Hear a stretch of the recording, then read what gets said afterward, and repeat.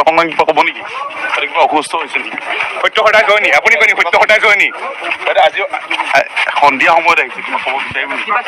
কিবা ক'ব বিচাৰিব নেকি? যদি শুনিছে অকণমান আপোনাৰ সত্য সদায় জয় বুলি এটা কথা থাকে। কিবা এটা সুধিছো, কি কথা পাতিছিল এতিয়া? সন্ধিয়া সময়ত আহিছে, কিবা ক'ব বিচাৰিব নেকি? সত্য সদায় জয় নি? আজি সন্ধিয়া সময়ত আহিছে, কিবা ক'ব বিচাৰিব নেকি? কিবা ক'ব বিচাৰিব নেকি? যদি শুনিছে অকণমান আপোনাৰ সত্য সদায় জয় বুলি এটা কথা থাকে। কিবা এটা সুধিছো, কি কথা পাতিছিল এতিয়া? কিবা দেখা দেখি হৈছে নেকি? গোটেই কথাখিনি লৈ এই যিটো প্ৰক্ৰিয়া তদন্ত প্ৰক্ৰিয়া লৈ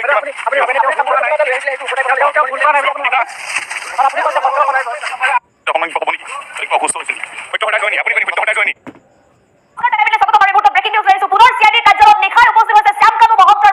অনিতা ডেকা মহন্ত প্ৰতিদিনে এটা টোপোলা লৈ যোৱা অনিতা ডেকা মহন্তৰ এই টোপোলাটো তেতিয়া প্ৰতিগৰাকী লোকৰ কিন্তু চকু পৰিছে। আজি কি আনিছে অনিতা ডেকাই? লৈছে মোৰ টপ টাইম বিগ ব্ৰেকিং আছে দিনটোৰীয়া চিআইডিৰ কাৰ্যালয়ত হাজিৰ হৈছে অনিতা ডেকা মহন্ত। পুনৰ টোপোলা লৈ চিআইডিৰ কাৰ্যালয়ত উপস্থিত হৈছে শ্যামকানু মহন্তৰ পত্নী। শ্যামকানু মহন্তৰ পত্নী প্ৰতিদিনে চিআইডিৰ কাৰ্যালয়লৈ অহা যোৱা কৰি আছে। যেতিয়াৰ পৰা শ্যামকানু আছে চিআইডিৰ কাৰ্যালয়ত শ্যামকানু মহন্তৰ বাবে দিনে ৰাতি তাত বাতি কাঢ়িছে এতিয়া অনিতা ডেকা মহন্তই। আজিৰ দিনটো ব্যতিক্ৰম নহয়। এইবাৰ টোপোলাত কি আনিছে? আজিৰ টোপোলাত অনিতা ডেকাৰ টোপোলাটোত আজি কি আছে শ্যামকানু মহন্তৰ বাবে? কেতিয়াবা গৰম ভাত, কেতিয়াবা মাংস ভাত, কেতিয়াবা কাপোৰ, কেতিয়াবা ঔষধ, কেতিয়াবা মন্ত্ৰ কিতাপ, একোৱে পাত পৰি যোৱা নাই। তুলসী পাত পৰ্যন্ত লৈ যায় শ্যামকানু মহন্তৰ পত্নীয়ে। আৰু এইগৰাকী শ্যামকানু মহন্তৰ পত্নীয়ে আজিৰ টোপোলাত কি লৈ গৈছে? মোৰ সতীৰ্থ আছে ৰঞ্জন হাজৰিকা, সতীৰ্থ ৰঞ্জন হাজৰিকাৰ সৈতে সংযোগ হ'বলৈ চেষ্টা কৰিম, কিন্তু এইবোৰ আমি পুনৰ জনাইছো ইয়াৰ দৃশ্যাংশ চাওক। এইবাৰ টোপোলাত কি আছে? পুনৰ টোপোলা লৈ চিআইডিৰ কাৰ্যালয়ত উপস্থিত হৈছে শ্যামকানু মহন্তৰ পত্নী। প্ৰতিদিনে দিনে নিশাই শ্যামকানু মহন্তৰ পত্নী চিআইডিৰ কাৰ্যালয়লৈ অহা যোৱা কৰি আছে। যিদিনাৰ পৰাই চিআইডিৰ লকআপত জেৰা চলাই থকা হৈছে শ্যামকানু মহন্তক, সেই দিনটোৰ পৰাই প্ৰতিদিনে অহা যোৱা কৰি আছে শ্যামকানু মহন্তৰ পত্নী। শ্যামকানু মহন্তৰ পত্নীয়ে প্ৰতিদিনে আচলতে নতুন নতুন কৌশল লৈ গৈছে তদন্তকাৰী বিষয়াক বশ কৰিবলৈ বাবে। কেতিয়াবা লৈ যাব মন্ত্ৰ, কেতিয়াবা লৈ যাব তুলসী পাত, মুঠতে প্ৰতিদিনে নতুন নতুন কৌশল শ্যামকানু মহন্তৰ পত্নীৰ। গতিকে শ্যামকানু মহন্তৰ হাতৰ টোপোলাটোত কিন্তু প্ৰতিগৰাকী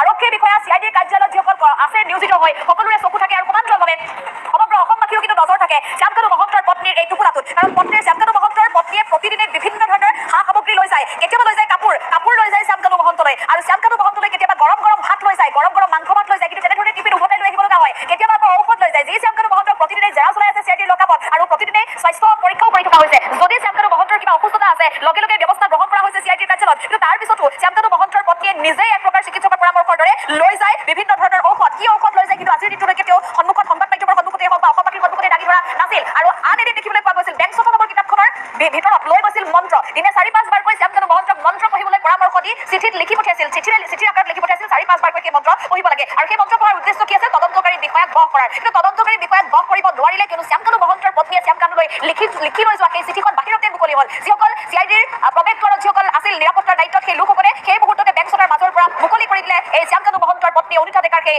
এক অভিনৱ কৌশল। আৰু তাৰ পিছতে দেখিবলৈ পোৱা গ'ল শ্যামকানু মহন্তৰ পত্নীয়ে যেতিয়া একোৱেই দিব